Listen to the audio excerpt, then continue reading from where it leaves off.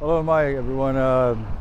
It's May 1st, 2020, and it's actually 44 years.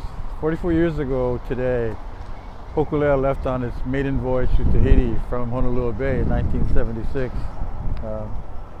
I was really fortunate enough to be chosen and selected as one of the crew members. Aside from the officers of the canoe, the documenters, and the scientists, there are 8 individuals selected to become the crew members, and I was lucky enough fortunate enough to be selected to do the voyage. The day of the voyage, May 1st, 1976, there was a lot going on. There was some mixed feelings. There were some conflicts. There was excitement. My parents were there. You know, my sister, families of all the crew members were there, and but at the same time, like I said, there were some conflicts that had to be resolved before the canoe left. So there's it's mixed feelings about that particular day, but I see it also as growing pains. It was the birth of a new era, and birth isn't easy for anyone, actually, and so there were birth pains, there are growing pains, which I think we've overcome since that time. There was a clash of two worlds and stuff. There was a scientific purpose behind the voyage itself. But also what happened was, as Hokulea sailed through the islands back in 1975, prior to the departure from Honolua, there was also a cultural awakening amongst Hawaiians. The Hawaiian community. And if anybody, it's just me. I'm not saying anybody else is saying this, but in my worldview, there was a clash of two separate ways of thinking. One, the purposeful reason for the voyage being science, and two, the awakening of understanding for the Hawaiian people who we are and where we came from, and to be able to reconnect once again with our homeland back in Tahiti and the Marquesas. It was celebratory once we finally left, and I'm often asked, were you guys afraid? Were you scared? And I think there's some, I don't say fear, because I look at my crew, right? We have Mau Piailu leading us, and we work with Mau over there at Snug Harbor since the late 1975, about at least 4 to 6 months before we left for Tahiti. And Mau became our Maui. He was Maui to us. So all we did was focus on him, what he taught us, and we knew that he could get us to where we needed to go. And then there's our crew. Sam Kalalau, the eldest member of our crew, he's from Hana. His great-grandson Nakua sails with us now. There was Clifford Amo, incredible waterman. There was Duki Kuahulu, another incredible waterman, but who also designed the steering that we now have on Hokulea. There's Buffalo Keaulana. Need I say more? There's John Cruz. There's Shorty Bertelman. And myself, and to be around those people, and just when they say, "We are afraid," I say, I couldn't be not fearful like people think. You're afraid of going out to sea. You can't be afraid when you go out to water with watermen like that. 1, 2, Sam Kalalau, Shorty Bertelman, John Cruz, and myself.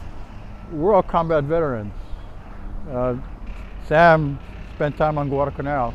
The 3 of us, the other 3, John, myself, and Shorty, spent time in Vietnam. So a little boat ride's not going to scare us much.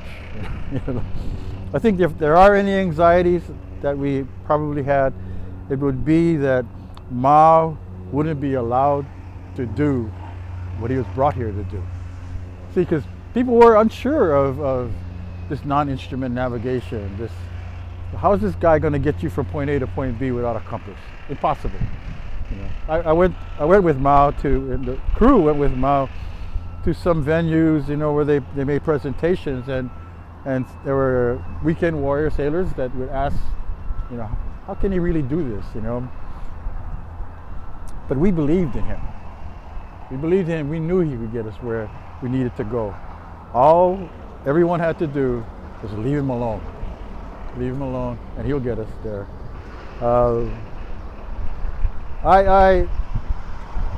There's only 4 of us left. There were 17 of us on the canoe when we left Honolua Bay, and right now there's only 4 crew members and 1 documenter left. There's myself, there's Shorty Bertelman, there's John Cruz and Buffalo Keaulana, and also Norris Brock. Norris Brock was the videographer that filmed the whole movie of us during the voyage. Hopefully, over this next month or so, as we reach back to that time when we did the sail, you'll be able to speak with the other 4 gentlemen that were with me on the canoe. I think their story, while maybe different from mine, is just as important. You know, we all have different perspectives of our world, but for me personally, I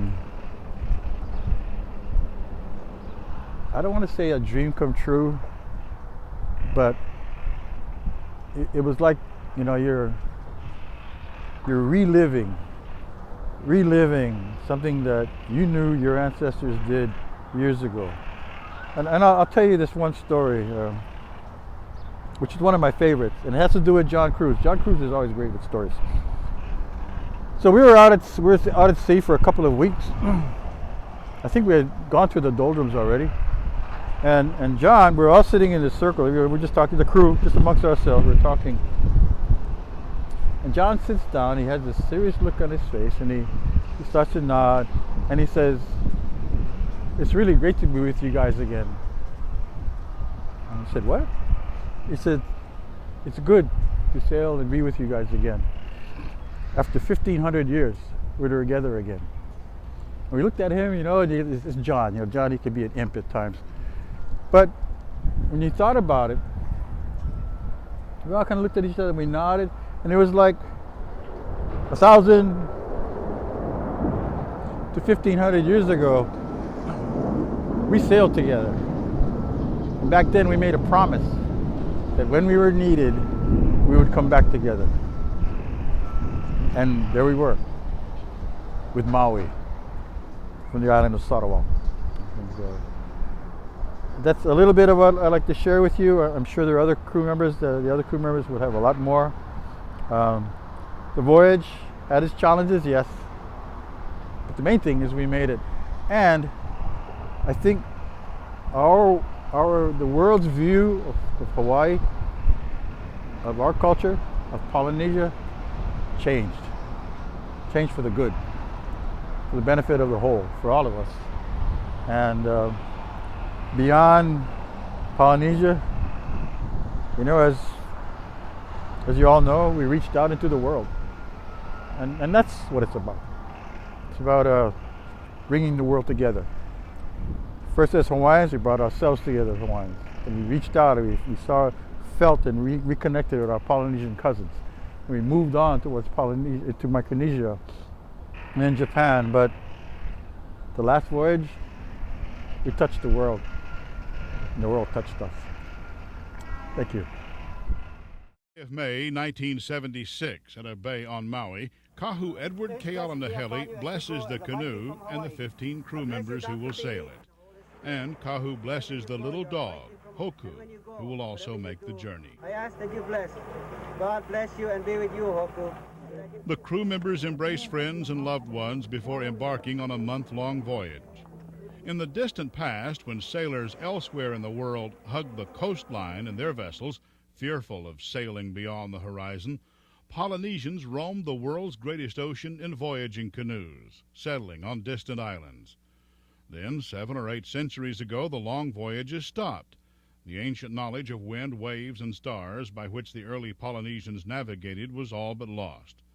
One of the few men who still holds the ancient knowledge in his head sails with the crew of Hokulea to teach the Hawaiians what their ancestors knew.